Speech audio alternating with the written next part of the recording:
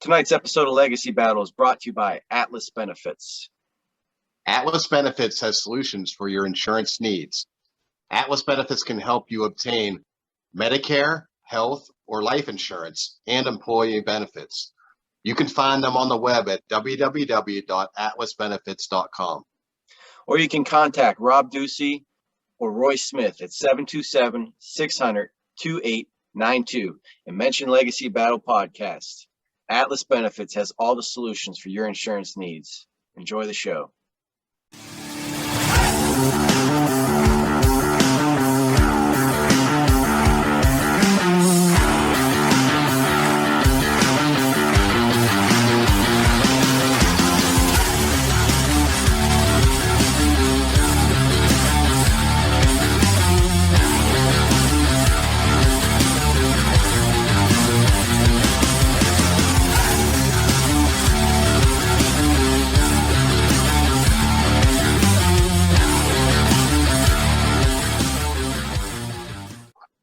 This is Legacy Battle. Make sure you hit subscribe on YouTube, Facebook, iHeartRadio, Spotify, Google Podcasts. I am Michael Adams, creator of Legacy Battle. My panelists tonight from the Good Iron Battle Zone, Brian King, Penn State Collegiate All-Star, Kevin Adams, Ball State athlete, Paul Havicott.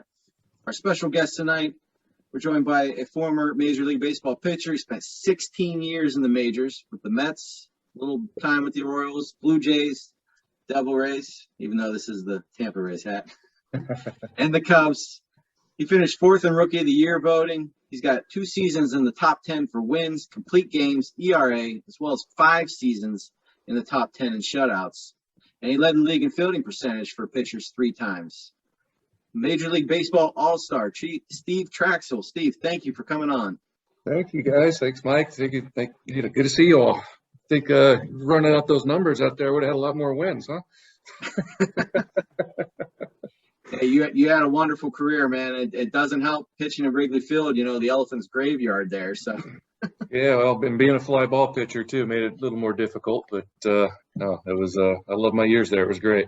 I mean, that's where ERAs go to die, basically.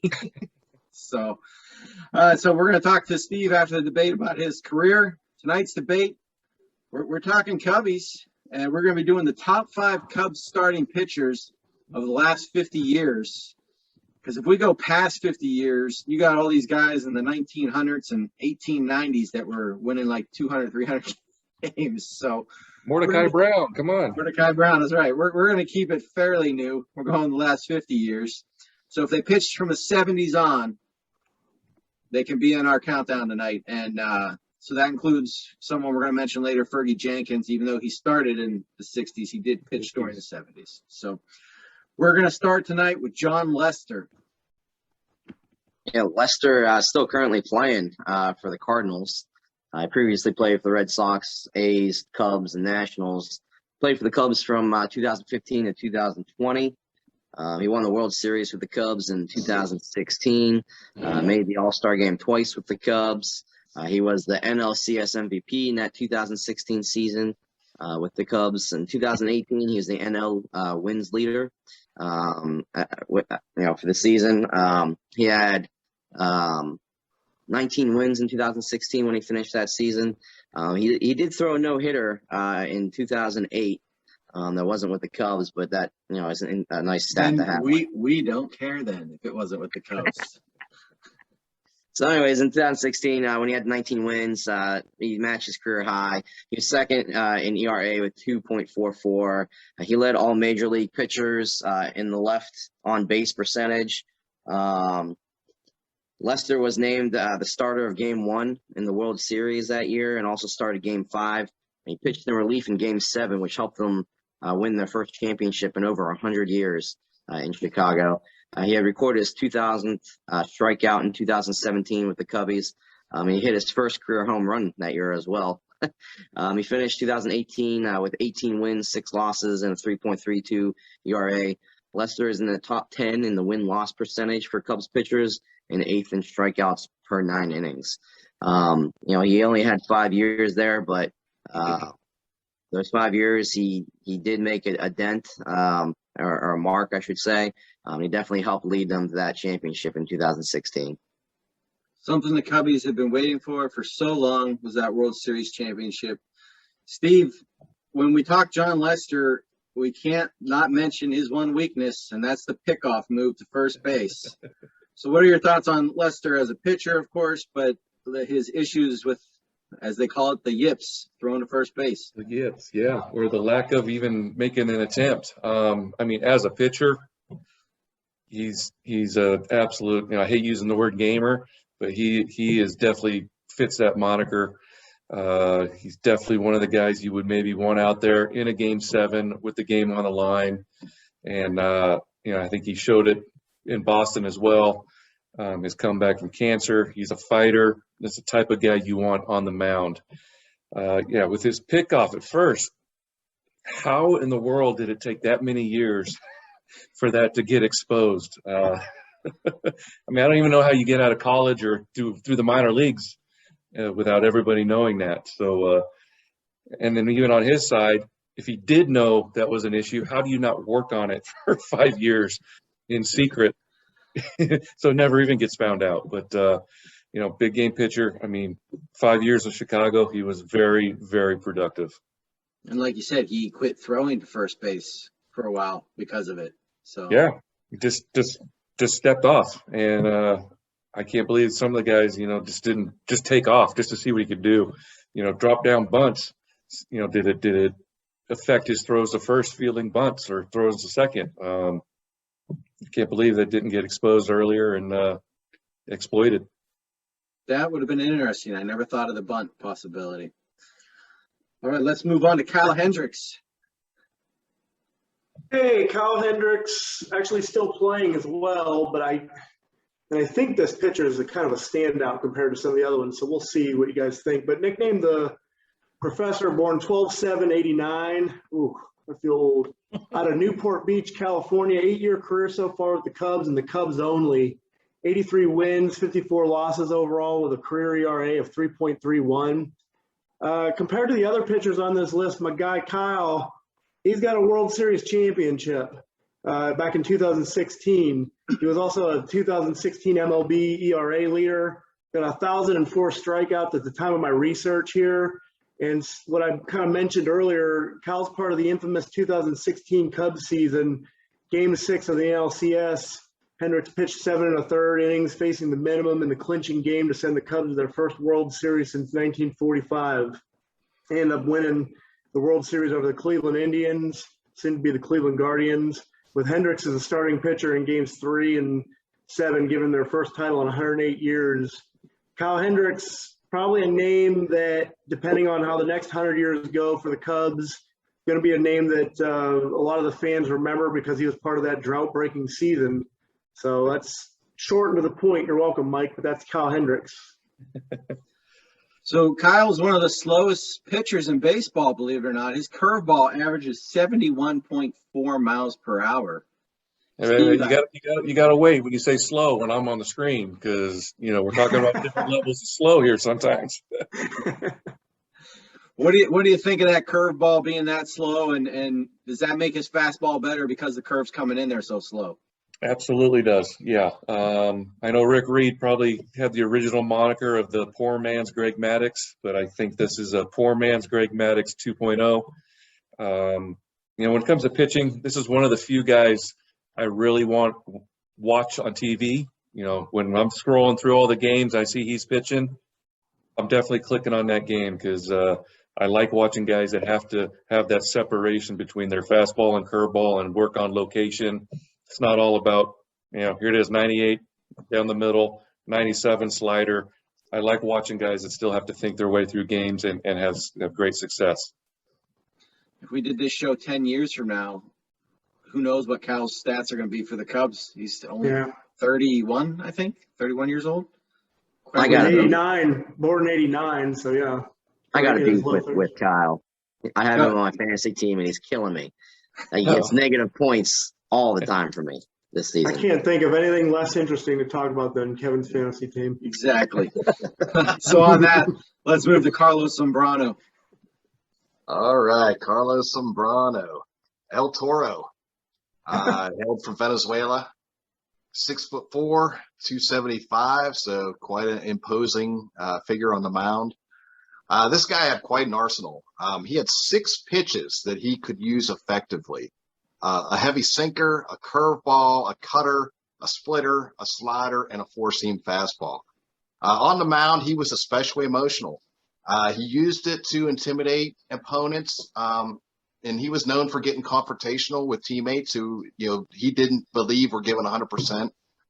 Sombrano spent 11 seasons with the Cubs, 2000 to 2011. He was 125 and 81 during his time in Chicago, with a 3.60 ERA and 1,542 strikeouts. In 2003, he allowed the fewest home runs per 9 innings in the league, and in 2006, he led the league in victories, becoming the first Venezuelan to ever achieve this. And during the span of time from 2003 to 2008, Sombrano won 13 games each season. No other National League pitcher was able to do that. He was also a great hitting pitcher. He batted .238 with 24 homers, 78 RBIs during his career. He won the Silver Slugger Award in 2006, 2008, 2009, and he represented the Cubs in the All-Star game 3 times as well. Sombrano's finest moment was on September 14th, 2008. The Cubs were set to play the Astros, but Hurricane Ike actually forced the game to be moved to Miller Park in Milwaukee. Sombrano, who had just missed the previous 2 starts with shoulder tendonitis, he did not really seem like a likely candidate to be making history or be the hero, but he did. He threw a no-hitter despite those less than ideal circumstances. So that's El Toro, a guy I think has a pretty good shot at being top 5 tonight. So yeah, I was surprised. Yeah, when I was actually looked at this earlier today, I didn't realize he was there 11 seasons. And I remember I was teammates with him in 07, and I just never put it together that he had been there that long. So, by far the best hitting pitcher in the lineup we're talking about tonight. Probably one of the best pitcher BPs I've ever witnessed on a routine basis. But he was a bull out there on the mound, take the ball every 5 days, and you had to pry the ball out of his hand to get him off the mound. So, Steve, let me ask you this. He was done in the majors at 31 years old. He was still pretty good pitcher. I know the Phillies gave him a shot, gave him a minor league contract. He went like 3-1, had a pretty decent ERA, and then they released him. So, just in your opinion, why is it you think some pitchers get like chance after chance after chance, and then a guy like Carlos didn't get it? It's very, very surprising. The only thing I could really maybe there's something medical that that just never came out publicly. A guy with that pedigree and that kind of wanting the ball, wanting to be out there, you would think he was going to get multiple chances. But if there was something shoulder wise, that they just kind of looked at, it's like, okay, if we get this fixed, he's going to be 33 by the time he comes back. And do we still take a chance on him then? Maybe part of it was he had enough. Yeah, it's hard to really say. I know he was pulling a Jake Taylor a few years back down in the Mexican leagues. So, well, then there you go. Maybe, who knows what his numbers were down there? He's not still throwing 95, 96 like he was. But if he's still wanting to be out there playing down there, somewhere along the line, someone should have maybe gave him a shot. Well, let's move on to the Red Baron, Rick Sutcliffe, menacing 6'7" tall. That's like Randy Johnson height there. So. Red Baron spent 8 seasons with the Cubs from 84 to 91. He made 2 All-Star games as a Cubby. He finished second for Cy Young in 1987, and he led the National League with 18 wins that year. So in 84, this was his best year by far. 16-1. 16-1. That win percentage was 94% win percentage, led all baseball. So he also pitched in, 2 postseason games for the Cubs. That's important. That 16-1 season was a big part of getting the Cubs to the playoffs for the first time in a very, very long time. So he's got 82 wins as a Cub, ERA 3.74, not too bad. He did get that Cy Young during his 84 season with the Cubs. If we go back to 87, I know I'm jumping here, but he wins the Lou Gehrig Award and the Roberto Clemente Award. So a very good guy, and we know he's a very good, not play-by-play commentator. We've seen him on ESPN for years. So during his tenure with the Cubs, though, 3 times top 10 in complete games, shutouts, wins. Guy could field as well. Top 5 in putouts in 1989, led the league in assists in 87. And as a pitcher in the National League, hitting, which it's important, he was top 10 2 times in sacrifice hits, helping those Cubs move the runners over and hit 3 home runs. So, Steve, what's your thoughts on Big Red, the Red Baron? Big Red's got a special place in my heart. So I might be a little biased at the end of this, putting him near the top. My first year in A-ball, I actually wore his jersey in Winston-Salem. Till this day, I wish I would have stolen that at the end of the season, just to have something to take home. And he was a guy during his career that took Mark Grace and put him under his wing and took care of him. Mark Grace took great care of me and introduced me to Rick, and then he went and did the exact same thing. So I have a special place for him and always will. Another one of those guys that isn't coming out of the game. He's going 9, and if you come out and get him too early, he'll be up in the manager's office waiting to have a discussion about what's going on. So, Rick is one of the best.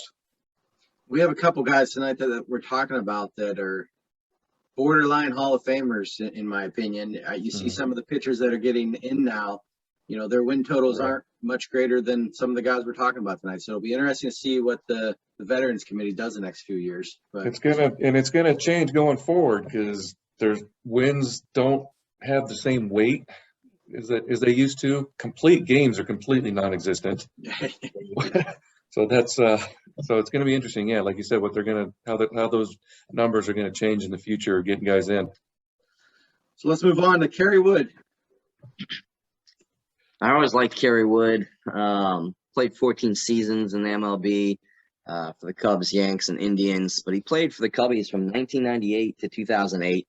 And then on second stint in 2011, 2012, he also played, I think it was 3 seasons in their minor league system, or 3 years in their minor league system. In his rookie season, he recorded a 20 strikeout, 1-hit game shutout against the Houston Astros as a rookie. And that may be one of the greatest single game pitching performances in MLB history. That made him the co-holder of the MLB record for strikeouts in a single game at 20, and that earned him the nickname Kid K. He was later named in 1998 Rookie of the Year that year. In 4 of his first 5 seasons, he recorded over 200 strikeouts. In 2003, he recorded a 266 strikeout campaign, and that was a season high for him. He holds several MLB strikeout records. He was named an All-Star twice. He transitioned to a relief pitcher in 2007 and revived his career as a closer. He struggled with injuries, though, throughout his career, which I'm sure some of y'all are going to probably bring up or mention.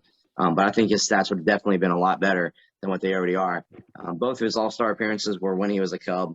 He led the NL in strikeouts in 2003. He is the fastest to reach 1,000 strikeouts in MLB history at 134 games. And he's the fastest to reach 1,000 strikeouts in MLB history based on innings pitched at 853 innings. He ranks 3rd in strikeouts per 9 innings for the Cubs, 3rd in strikeouts for the Cubs. And he ranks 3rd best in hits allowed per 9 innings at only 7 hits for the Cubs. So he definitely has the stats to be in our top 5 tonight for the Cubs.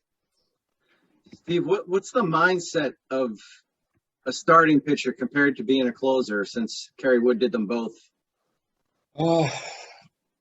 Really night and day, honestly. I never did really do much in the bullpen, and I tried to do it a little bit at the end of my career, and the mindset of it was the hardest part for me to kind of grasp. As a starter, when you're going to pitch, you have multiple days to prepare, physically and mentally, and that's the only thing you have in between is to get ready for that day. Come out of the bullpen, especially a closer, you've got to be ready every single day. The one benefit a closer does have, he knows he's pitching for the most part the 9th inning, so he can spend, the first few 5-6 innings kind of gauging what's going on with the game. And yeah, Woody was one of the first guys to make that transition. I think he may have done it before Smoltz did, or if not, it was just shortly thereafter. And they had that 20 strikeout game was stuff of legends. I actually was doing the pitching chart that game, and by the 6th inning, we were just all kind of sitting there in the dugout going, we're witnessing potential history here. And some of the most electric stuff I ever witnessed live in my entire career was that day. I remember that game. I was watching that. They were whiffing like crazy. Those pitches were dropping, and it was outstanding. You couldn't tell. His slider and curveball basically was looking the same, even though the velocity was the same. The break was just very slightly different. It's almost impossible to tell the difference though from the side. Let's move on to the pitcher. Gosh, we've talked about this pitcher probably more than any player or sport on this show. Greg Maddox. Yeah, it's an emotional representation for me. He's one of my all-time favorite pitchers, probably top 5. I've represented him in prior shows, so I'll stick as much as I can with the Cubs. I've represented him probably better than you have, though. Born 4/14/66 in San Angelo, Texas. Pitched for Chicago, Atlanta, LA, and San Diego. Greg, he kind of reminds me of what Brian was saying about Sombrano. He's known for having a vast array of pitches. His main two, I guess, he alternated between were the two-seam fastball with an excellent circle changeup. I think those are his primary pitches, but he threw a four-seamer, cutter, curveball, slider, splitter. He was a Cubby from 86 to 92 and then went back again from 04 to 06. The 2014 Hall of Fame inductee. Over 3,000 career strikeouts, 1,305 with the Cubs, 15-game winner for 17 straight seasons. For the Cubs, I think in like 86 and 87, he had two – you wouldn't have known he was going to turn into the legacy he did. I think they were kind of mediocre starts, if not a little bit on the poor end. But after that, he turned it on. And he had a record of 355 wins, 227 losses, 133 and 112 for the Cubs. 316 overall ERA, 361 for the Cubs. He was a Brave for 11 years, Cub for 10 years. So it was kind of close. Out of his 744 games pitched, 202 were for the Cubs. He's got like just a laundry list of awards, 8-time All-Star. He was a World Series champ, but it was for the Braves. So, it's kind of a uh-oh. But 4-time NL Cy Young Award winner, Gold Glove Award winner, 3-time MLB wins leader, 4-time MLB ERA leader.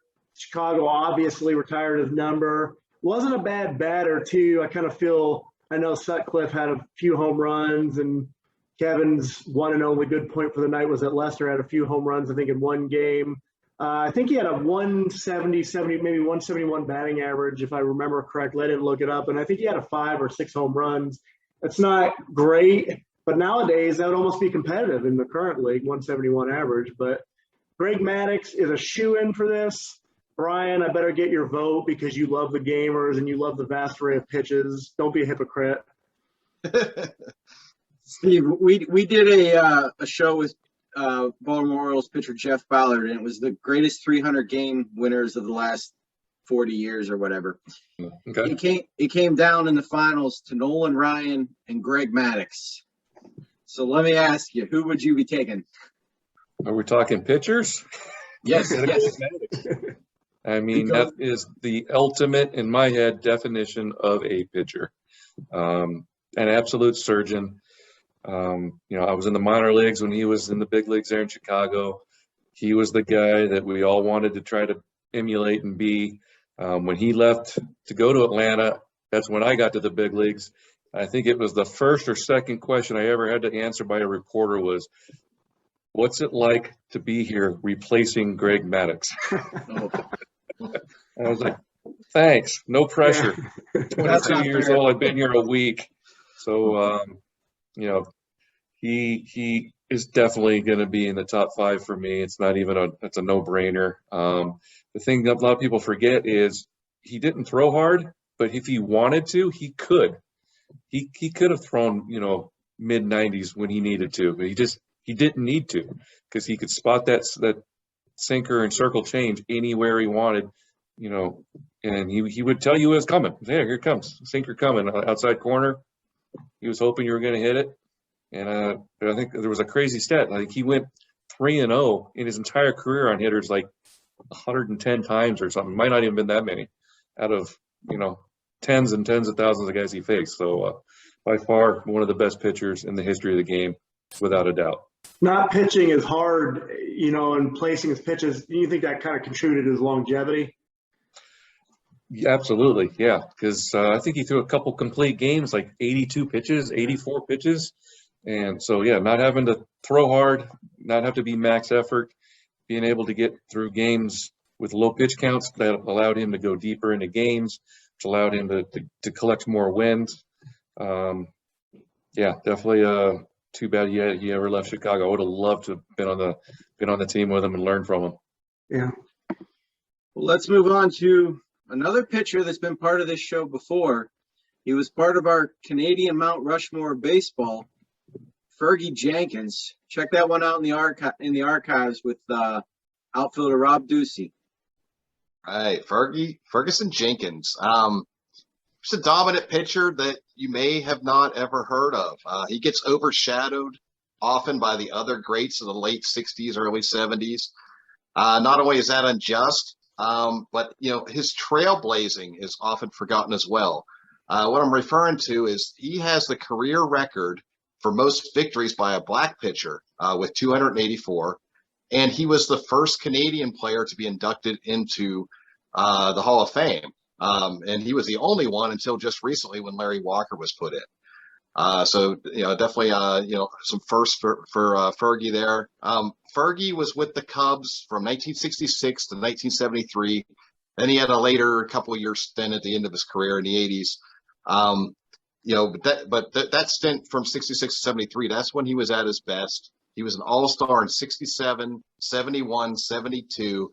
He was the wins leader in 71, strikeout leader in 69, and the Cy Young winner in 71. Jenkins had a great fastball, and he was able to give his manager tons of quality innings. In 1971 alone, he threw a complete game in 30 of 39 starts. I mean, we don't see anything like that today at all. But back then, I mean, he was By a guy. an entire team. Right, exactly. Over multiple years. Mm-hmm. So all but one of 7 seasons during his first stint with the Cubs, he had 20 or more wins. He led the league in games started 3 times, complete games 3 times, innings pitched once, strikeouts once, and fewest walks per 9 innings twice. And all of this, of course, in the hitter-friendly Wrigley Field. So Fergie was just one of those legends that sometimes gets forgotten. Good stats, Brian. The one stat you forgot is tonight he has the most losses of any pitcher for the Cubs. Steve, what are your thoughts on Fergie Jenkins? Fergie was my pitching coach for just over a season in Chicago. The one stat you didn't mention that I've always loved, over 3,000 strikeouts and 1,000 walks. 3-1. That's good. Which is amazing. He can just basically dot that fastball in the low corner, followed up with that power slider. One of the first, guys I remember ever having a power slider back then. Definitely, probably bottom end of my top 5. We'll see if he makes it through in our vote tonight. Let's move on here to our final pitcher. That's going to be Rick Russell. So I mentioned earlier Rick Sutcliffe, 6'7". I could mention that Rick Russell's weight is definitely up there, but I have that same problem, so I'm going to just leave that as it is. So right-handed pitcher here, nicknamed Big Daddy. So pretty cool nickname. He had a portly physique, we'll just say that. But with the Cubs, he got pitched from 72 to 84. That's 12 seasons. So a nice long tenure there. He leads all pitchers we're discussing except Fergie Jenkins in wins for the Cubs with 135. He's an all-star in 77, finished in 3rd for Cy Young, and he had the lowest homers per 9-inning pitch. So that's a good stat. And he led the league in wins above replacement and WAR. So that's some good stats there. 1980, he led the league in games started. So this guy is 6 times top 10 in WAR, for the Cubs and top 10 2 times in pretty much every pitching category there is for the Cubs. So hard not to see him as a top 5 player here tonight, but he can field also. First in putouts 2 times, which is a good stat. He was top 5 in the league 7 times, assists top 5 times, and 8 times top 5 in range factor. So he was a good fielder even for his size. He could get around. If you check out Bleed Cubby Blue, the website, they have him as the 26th greatest Cub of all time. So, that's pretty high up considering some of the guys that are above him. I find that very impressive. He's second in all time in games started for the Cubs, 6th in innings, and 3rd in strikeouts with 1,367 strikeouts. So, Rick Russell, like I said, big boy. This man pitched successfully till 42 years old. That's some longevity. Steve, what are your thoughts on Big Daddy? Well, unfortunately, this is the one guy that I don't know a lot about. And honestly, if you'd asked me before we started this, if he even pitched for the Cubs, I would have said no, because I don't remember him as a Cub. And, that I guess that's a fault of my Cubs history. But his numbers are just staggering. His longevity, I think, he really is what stands out. And it's success every year, no injuries, continue to pile up starts and innings. He's going to be, based on his numbers, he should be in one of these top 5. So obviously his popularity as well, being one of the top 26 in Cubs history for the fans, that's pretty huge. I think he was 41 years old when he was finished second in Cy Young voting when he was with the Giants there. That's where I remember him, yeah, because I was living out in California. I'd see him, playing against the Dodgers and Padres all the time, and he was still having great success there. So, to be injury free or pick through pain, one of the two, whatever he was doing for that many years, is truly amazing. Went out on top too. Was still pitching great till the end. Let's move into our vote tonight. Top 5. So we all got to pick one different player. Brian, you're in my top left corner, so you got first pick. All right. Well, I'm gonna go with Big Red Rick Sutcliffe. I think he was just a dominating force there and a very intelligent pitcher. Okay. I'm gonna make it easy on myself. I'm taking Greg Maddox. That's just like the gimme there. Paul? Even though Brian was rude to me just now and didn't vote for Maddox, I'm going Sombrano, and it's because I think out of the list, I love Sutcliffe too, but he's already taken. But Sombrano had all those weapons, so intimidating, and like Steve was saying, it just seemed like he was a gamer. Like he did not ever want to leave, and he just was living to pitch. So I like Sombrano. Kevin? I'm gonna have to go with Fergie. Okay. So, Steve, that leaves you Kerry Wood, Rick Russell, Kyle Hendricks, or John Lester. Oh, boy. That's a tough one. God. Just remember, Kyle's got that only World Series win. I know. Lester pitched in the World Series for him. I know. I'm in a toss-up between Woody, Lester, and just Russell, just those pure numbers. Damn, I might have to flip a coin between Rick Russell and John Lester. Then again, Lester pitched in Boston, and I'm not a Boston fan. Yeah, so you got You gotta remember the game that Kerry Wood pitched that you were at, and you said you were watching history there. Come on. But that's one game. Yeah, we need a mute button for 2,000 Kevin. strikeouts. Come on. Yeah, but how many did Russell have? He had he's second in Cubs history in wins. So I'm going to have to throw Big Daddy in there, even though he's the one I know the least amount coming into tonight. That was a good, solid argument, Mike, because you didn't even remember him, and you talked your way into that vote. Well, and just one thing to fix. He's second among wins in players tonight that we're talking about. See, that's a big difference. No, I said that when I was giving my stats, because they got all them guys from the 1900s that, So, Steve, if you want to rethink that choice, you can. He's right behind Fergie. Since I'm the guest, I'm going to go. We're throwing 6 in there. We're throwing Woody in there then now too. Yeah. There you go. That's a There good you way to go. smooth things over. So top 5 tonight: Fergie Jenkins, Rick Sutcliffe, Greg Greg Maddox, Carlos Sombrano, Rick Russell, and if we're doing 6, we're throwing Kerry Wood in there. Honorable mention. Honorable mention.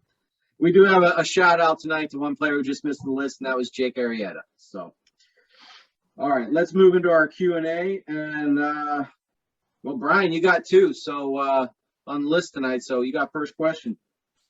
Okay. All right. Well, okay. Your major league debut was on September 19th, 1993. You went 7 innings, only had 2 earned runs. Not a bad way to start off the career. So take us back. What was that first game like for you? Extremely emotional, extremely nervous. I can still tell you exactly what the first inning was for me. The first 4 batters. Still upset that I lost. Even more upset that I lost from a squeeze bunt. Which Alex Arias is forever in the back of my head. But yeah, no, just a culmination of so many years of hard work and dreams that, of every little kid, and just to have them come true. Only thing could have been better, would have been to win. Got a base hit first pitch I saw in the big leagues. So I always considered myself a pretty decent hitter and took a lot of pride in being able to get bunts down and all that. But yeah, just truly amazing. Chuck Carr, my first out, fly ball to center. Brett Barbary, ground ball to second, my second out. Conine, homer, gave up a lot of those, and then Orestes Destrada was my first strikeout in the big leagues to end my first inning in the big leagues. So yeah, just so many things happened that day. It was great. Paul. I think your pitching, you were known for, I think you had a 4-seam right, you did a change, you had a pretty good curveball. My question for you is, out of those pitches, and if I missed one, you can correct me, but out of those pitches, which was your go-to that you just always had confidence in? And then what's a pitch that you wish you would have been able to have in your arsenal that you just never really got to master? Yeah, well, I had a split finger as well. So that was probably, it kind of differentiated from day to day because I was a control guy. My split for sure against lefties was my go-to pitch. I always knew in the back of my head, if there was a left-handed hitter I'd faced only once or twice or never, that I could throw a split to them pretty much any time. And if it was their first time seeing it, I was probably most likely 85% of the time going to get a routine ground ball to second base off of them. And that was just like a go-to for me. Righties always had trouble, gave me most trouble. I'd always be shocked seeing lineups where they would, managers would just stack lefties against me. And I was just like, do you not see the stats that I do much better against lefties than righties? I would have put 8 right-handers and lined up against me if it was, going against myself. So pitch I would have always loved to have had. I worked on it for years, could never throw it. Would have been just a simple slider. Couldn't do a slider. Couldn't do a cutter. I don't know why. I wish I could have found somebody that could have taught it to me. But, yeah, I think that would have made me so much better to be able to get righties out the same way I could with lefties. Thanks a lot, Fergie. Couldn't get you the slider. Right?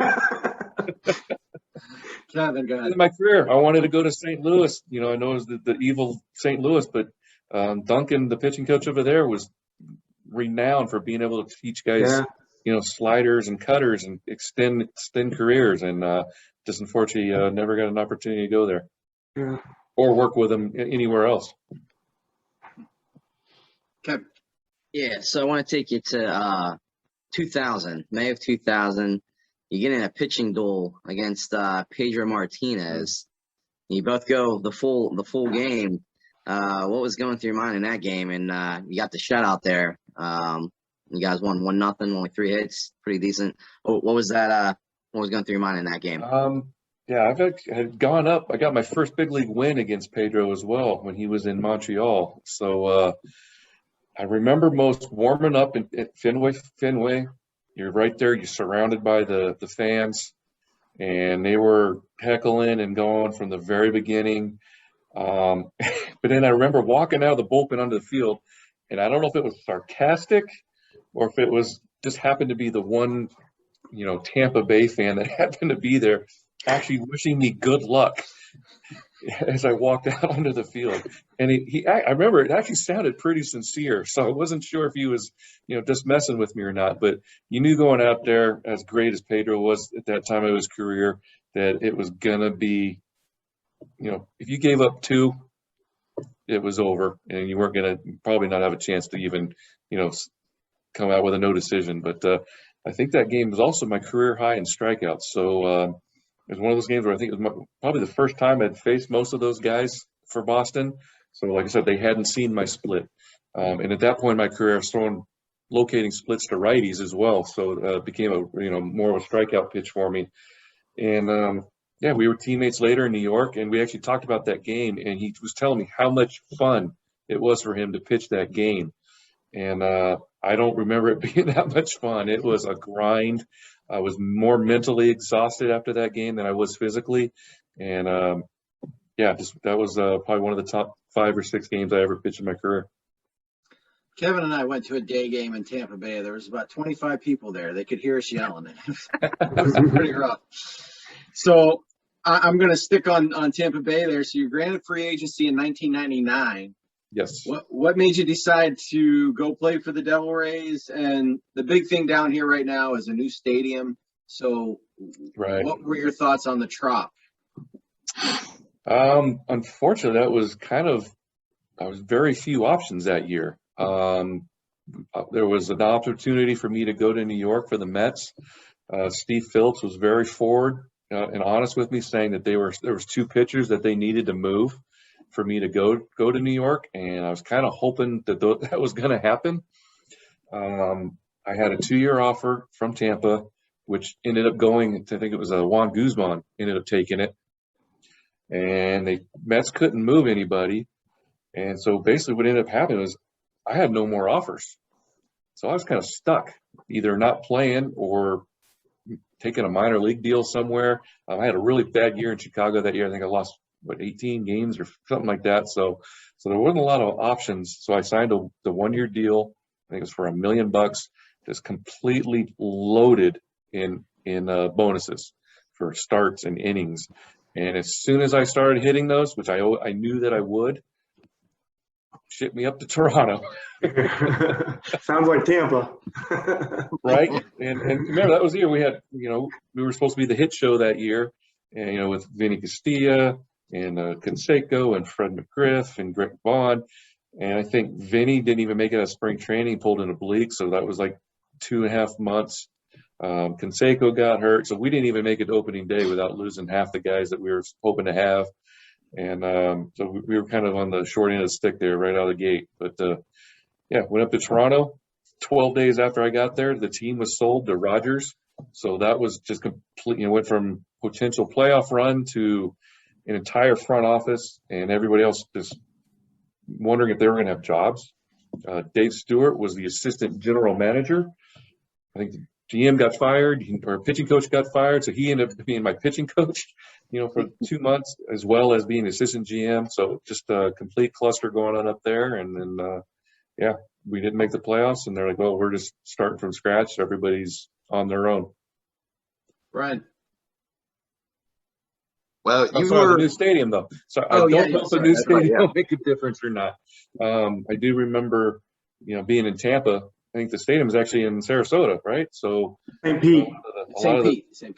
Pete. Sorry, yes.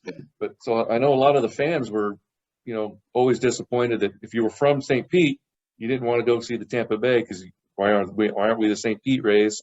And vice versa with Tampa Bay. And then we were the Devil Rays back then. Right. And I remember, we got the name Devil in your name, so that's bad luck. You're never going to win. So they're great now, though. They should be getting a lot more fans than they are. They are 30 streets south of my front door. There you go. Yeah. So no traffic. Yeah, you can be there in 12 minutes, right? They could ride a bicycle, yep. And park in the front row. Paul still doesn't go to the games. Oh, yeah, I do. Tie a bicycle outside of Ferg's. Oh, I like Fergs. Yeah. I've tailgated with Paul out there once, so. Go ahead, He never came back. Okay, so You were known as one of the slowest working pitchers on the mound. You know, had the nickname, the human rain delay.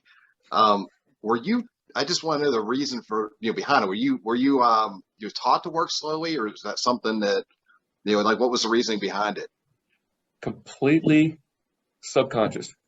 In my head, I was going a million miles an hour. So it really came to a head, I think, probably my second year in New York, with Bobby Valentine and Charlie Huff. And I remember in spring training, we made a conscious decision to really make sure I was working quicker. And I had Charlie basically time me. So I'd come in spring training games in between innings, and he'd write down my times so we could make a conscious decision to be quicker. I don't know exactly when it started. Obviously, it started sometime in Chicago. But when I was out on the mound, it felt like I was working as fast as anybody else. And so I don't know why it happened. I think it just kind of evolved slowly.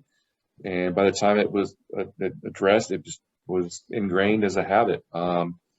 Yeah, so human rain delay. I know there's some other players that had that nickname before me. Actually, I have a lot of friends being here in San Diego.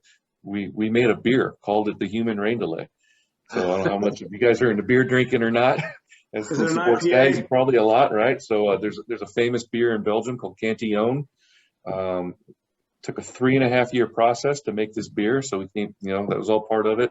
And yeah, human rain delay came out. We sent it to Great American Beer Festival. We made it to the final table in our category. But yeah, compared to games now, though, I am really fast. What do you think about the idea of the pitch clock thing? I don't know. I'm kind of a purist, I guess, when it comes to the game. Shouldn't be any clocks. No guy on second base in extra innings. It's just if it takes 20 innings to finish a game, that's how it's supposed to be. It's the greatest game on earth, in my opinion. And some of these things that change it are making it worse. Well, baseball's so weird with superstitions, and we were talking before the show about yips and stuff like that. Mm-hmm. You had a great long career, 5 clubs, a lot of different clubhouses. Did you ever find yourself getting pulled into any of the superstitions and in any of your clubhouses with teammates? What's some of the craziest stuff you saw? Some of the simple ones were guys like, continuing to wear dirty socks, on a hit streak. Mm-hmm. I never played with Lenny Dykstra, but I know in Philly he had one where if he got a hit with a pair of batting gloves, he would keep wearing them. And as soon as he made it out, he would tear them up and throw them away. So if he went 0 for 5, that's 5 pairs of batting gloves. And I think Franklin finally said, we can't give you 1,500 pairs of batting gloves a year. It's just not cost effective for us. But some of the simple ones for me were like not stepping on the line. I never walked across like the if something was painted between the mound and the dugout, whatever it would be, I never walked across that. I never wanted anybody walking across my mound. Especially unless it was the opposing pitcher. That was something that would probably set me off a little bit. Turk Wendell, obviously. I mean, come on. It's the ultimate superstition or pork, with the brushing of the teeth, jumping the line, the black licorice, the talons are under his neck from stuff that he had killed, not washing his hair. That's got to be. I haven't thought about that name in years. Right? Not washing his hair for, a week or 2 at a time. He didn't even wear socks. So that made it, doubly stinky in the clubhouse. So, that was the guy. We came up in the minor leagues together. So he did them all down there. And it rubbed a lot of guys the wrong way on our team as well as others. But once you embraced it, just another one of those guys, especially when he's coming out of the bullpen, you want him coming in after you. Kevin. What was like your least favorite batter to go up against, and why? Oh man, definitely probably gonna be a right-handed guy. Edgardo Alfonso jumps to my head quickly. Just like I said, I didn't have that slider to get guys out like from the right-hand side, and he would just pepper that right center alley off of me. Moises Alou, definitely. I don't know what his numbers are, but I'm sure they were pretty good. Just he wasn't a guy that struck out a lot. He had a great eye. He would work counts and wouldn't chase. So he didn't chase my split. He didn't, I didn't have that slider to get him out. Lefties, I mean, all day long, I would take Barry Bonds any day, either one of those over one of those two guys, because they just didn't phase me for some. I don't know if it's I'm sure it's a confidence issue as well. And I knew once a lefty stood in there that my my confidence level was go up, and if I could execute at least two, or definitely if I executed 3 pitches in a row, they were going to be they're an out. Bonds always had all that armor on, so. Yeah, but he still didn't want to get hit, so you could still, come in, make him move his feet. He didn't like it. And if I get him, chase a split down or just roll, I would turn around, when he was early in his career, I'd have signs with Mark Grace. I go, hey, split finger coming up. So if he's going to turn on something, it's coming at you and it's going to be hard. So he would actually, take a couple steps back, deepen up, boom, split, keep it on the plate. I don't care, your exit velocity was coming on a ground ball to Mark Grace. He's going to catch it. Right. And Barry's not going to run as soon as he realizes it's an out to first. So I didn't have to bust my ass to get over there. Yeah. Hit it as hard as you want to Mark. He's gonna catch it. Simple flip to first. Boom. I'll take those all day long. Well, we'll get you out of here with this tonight. So you were pitching for the New York Mets during 9/11. What was that first game back in New York like, the atmosphere-wise? And was there additional pressure on you guys to win that first game back after 9/11?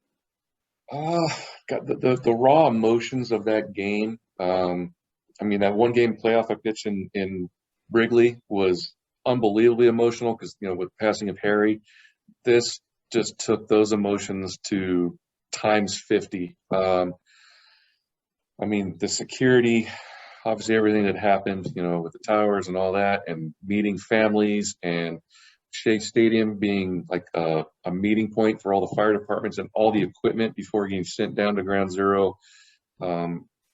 Just a roller coaster of emotions. I remember being unbelievably scared before the game, unbelievably sad during the introductions, unbelievably angry from like innings 3, 4, 5, 6, 7, and then elation with Mike's homer, to put us over the top, just happy again. And the electricity from the crowd after that was nothing like I'd ever felt before. I don't think there was really any pressure on us to win, other than what we were putting on ourselves already. Being the first game back after 9/11, I think everyone was kind of like, this is okay.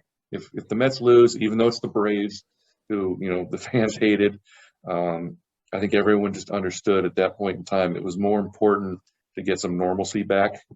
And then the fact that we actually did win it just made it that much more special.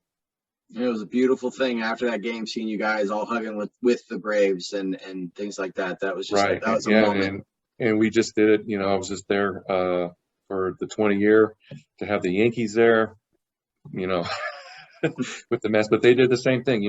They tried to recreate it. I think they did a great job to make it as emotional for everybody as possible. The one thing I really loved was meeting with all the first responders this time, because we did it at 10 year also. It's a little bit less raw for the first responders now. I think they've been able to deal with it and come out of it on the back end emotionally, which is huge for them, because just the blankness of everybody, at that first game was just something it's really kind of hard to describe. There was like, you look in them in the eye, but there was like nothing there behind it. And it's really hard to explain. How do you try to get somebody to feel good? There's nothing you can say other than, my heart is with you and just totally, truly sorry with what you're going through. And to now see those guys with a little bit of, happiness and spark, in their eyes now was really impressive, and it was great to finally see. No hugging this time around with Stanton and Lindor.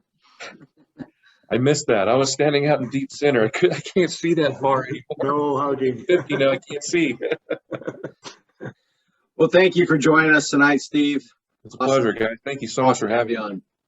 Make sure everybody who's watching, make sure you hit subscribe on whatever you're listening to on whether it's YouTube, iHeartRadio, Spotify, Google Podcasts. Just hit that subscribe button. So thank you for watching. Have a good night.